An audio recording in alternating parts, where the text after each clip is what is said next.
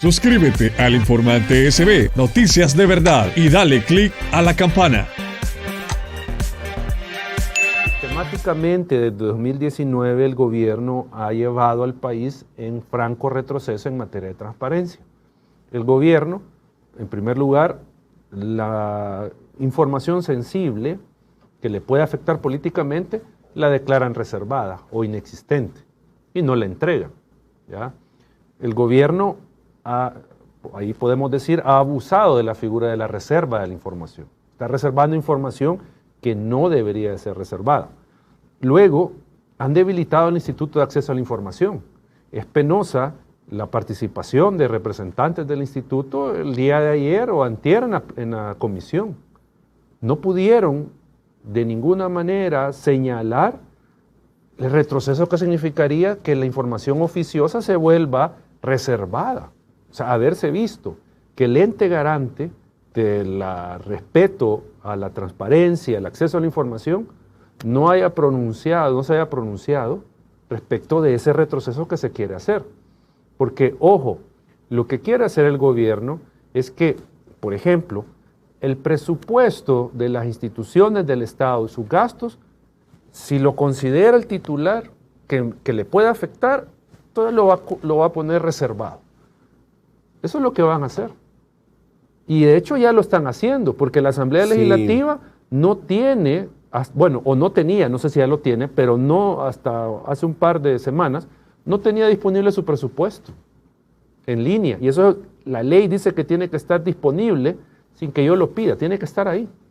El exalcalde de Mexicano, Simón Paz, estuvo acá hace algunos meses, Eduardo, si no me equivoco, allá por noviembre, estuvo acá, y él dijo acá que él es concejal de la alcaldía de Mexicanos, y él dijo que cuando llegaron, después que ya se tomaron posesión los alcaldes nuevos, llegó el alcalde de Nuevas Ideas, que cuando llegó el dinero del FODES que les debía, llegó una parte del dinero del FODES que le debía a la alcaldía, que ahí se puso en reserva el hecho de cómo se iban a distribuir los fondos del FODES.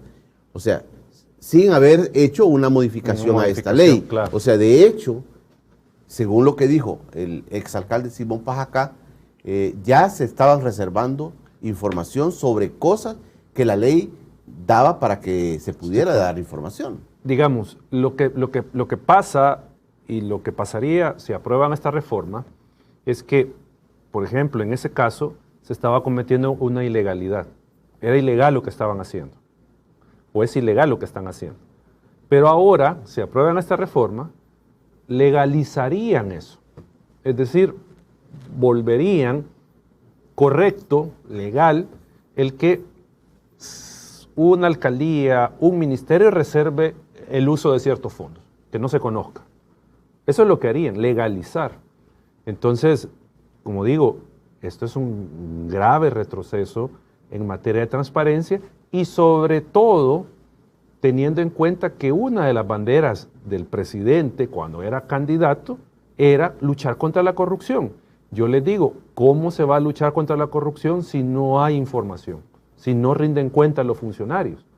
O sea, va a ser casi que imposible saber cómo se están usando los fondos públicos y conocer si hay corrupción o no hay corrupción en el manejo de estos fondos.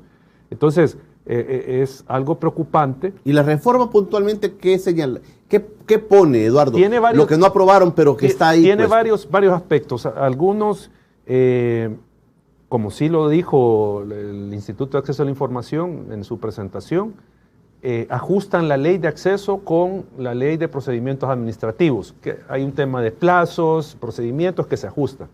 Pero, digamos, el tema, y aquí quiero hacer énfasis porque para mí esto es lo más grave, es que la información que establece ya la ley, que debe estar publicada o disponible, según sea el caso, para la ciudadanía, sin que lo pida, presupuestos, viajes, el plan operativo de las instituciones, el organigrama, los asesores, todo esto, eso, que es información pública oficiosa, puede ser reservada por cualquier institución. O sea, es decir, si yo tengo el presupuesto de los gastos, cuánto tengo de ingreso en el año, cuánto voy a tener de gastos y cuáles son los gastos, eso yo lo puedo ocultar como funcionario. Puedo declararlo reservado, pese a que la ley dice que es información oficiosa, pública oficiosa. Eso es lo más grave, o sea, un funcionario perfectamente puede ocultar toda su gestión bajo este artículo. Decir, no, esto es reservado. Eso es lo grave. Digamos, nosotros vamos ahorita a la Asamblea Legislativa. Entiendo, Eduardo, que es otro tema interesante, que todas las instituciones del Estado debían crear una unidad de información, sí, ¿verdad? Porque uno va a una alcaldía y dice, mire, ahí está una unidad que da información. Ahí pide la información que usted requiera, en una alcaldía, en un ministerio, en todas las instituciones del Estado, hay una oficina. Si voy digamos, vamos a la Asamblea Legislativa ahorita, mire, quiero ver cuáles son los diputados que han viajado, por ejemplo. La oficina de la Asamblea Legislativa me tiene que dar esa información. Tiene que darla. Lo que han hecho es que están dando 30 días después del viaje la información por motivos de seguridad, entre comillas. ¿Ya? Pero tienen que dar la información. Entonces, ¿qué es lo que pasaría con la reforma? Si considera la Asamblea de que revelar esa información pone en riesgo la seguridad de los diputados o alega otra razón, ellos pueden declarar reservada esa información y no se conoce qué diputados viajaron, hacia dónde viajaron, cuánto gastaron en el viaje. Ese tipo de información no se conocería ya. La pueden reservar fácilmente. Ese es el problema que se da. ¿Qué tal que un diputado no fue a una misión oficial y se la aprobaron, como algunos aliados del gobierno, que han andado en turismo legislativo, y también de los otros partidos, que les han aprobado miles de dólares en viáticos, les han pagado el viaje, no han tenido resultados, o sea, han ido a pasear, ¿ya? Eso es lo que se estaría promoviendo, de que se manejen mal los fondos públicos. Ese es, digamos, el nivel de transparencia al que nos están llevando esta Asamblea Legislativa y el gobierno. Digamos, orgánicamente, si yo voy a la Asamblea ahorita y digo, mire, yo quiero esta información, no me la dan. Yo tenía entendido, Eduardo, no sé cómo establece el mecanismo de la ley, que yo puedo ir a ese Instituto de Acceso a la Información y mire, en la Asamblea Legislativa pedí esto y no me lo dieron. ¿Yo puedo hacer ese tipo de denuncias? La ley establece un procedimiento de acceso a la información y un procedimiento en caso se deniegue la información. Y efectivamente es el Instituto de Acceso el que tendría que conocer si una institución me niega indebidamente la información. Es el instituto el que debería de conocer el caso, analizarlo y resolver conforme a derecho. Es decir, si me corresponde a mí que me entreguen la información o si la institución tiene razón. Pero ahí es donde viene el problema. Y voy a hacer de nuevo énfasis en lo que pasó en la sesión de la Comisión de Asuntos Legislativos, en la sesión del lunes. O sea, los representantes del instituto no mencionaron el tema de el golpe que significa volver la información oficiosa en información reservada. Entonces, si ellos creen que esto es beneficioso para la ciudadanía y yo voy a la asamblea y pido información y me la niegan, ¿ustedes creen que ese instituto va a proteger mi derecho si yo llego y les digo, mire, la asamblea no me dio la información, con lo que llegaron a decir la vez anterior a la comisión? No me van a tutelar mi derecho. Ellos van a proteger al gobierno y van a proteger a las instituciones que nieguen información. Eso es lo que van a hacer. Entonces, ese mecanismo de garantía, de tutela de mi derecho, no va a funcionar. Ok. Voy a hacer la pausa, Eduardo. Hay cosas que tienen que ver, digamos, un viaje de un diputado. Mire, este diputado se fue a Estados Unidos, ha andado paseando allá y quiere información. No, no se la podemos dar. Esa es una cosa. Pero otra cosa es que yo vaya y diga, mire, yo quiero ver cómo se ha gastado el dinero del Bitcoin. Yo les puedo pedir información, mire, yo quisiera ver cómo se ha... Y mire, yo quisiera saber, por ejemplo, quién es el dueño del Archivo Wallet y quién es... y esto, cuánto se ha gastado en esto, y es dinero público. Una información un poco más pesada, digamos. Porque el presidente Bukele, hay que decirlo claramente, se ha afincado ante el pueblo como una persona que no va a hacer lo que los otros corruptos hicieron, que los mismos de siempre hicieron, y acuñó aquella expresión de que el dinero alcanza cuando nadie se lo roba. O sea, los ladrones que escondían cómo gastaban. Ayer mismo el presidente de la Asamblea Legislativa, Ernesto Castro, señalaba a Sigfrido Reyes de haber ocultado tanta información de los viajes, de los viáticos, de todas esas cosas, dijo, que se manejaban. Este es un planteamiento, es un retroceso entonces lo que estamos viendo, Eduardo. Sí, sin duda. Y creo que es importante decir que nada justifica, o sea, que el pasado haya ocurrido este tipo de hechos que se mencionan de Sigfrido Reyes y demás funcionarios. Eso no justifica lo que están haciendo ahora. O sea, que el gobierno, que Nuevas Ideas nos esté llevando para atrás en temas de transparencia. No justifica que fueron 17 millones. Qué bien que se ha conocido esa información, que lo procesen a quien corresponda y que se recuperen los fondos públicos. Eso está bien. Pero de ninguna manera ese pasado tan opaco que vivimos puede justificar que ellos nos quieran llevar hacia atrás. Y aquí creo yo que es importante hacer la reflexión, Julio.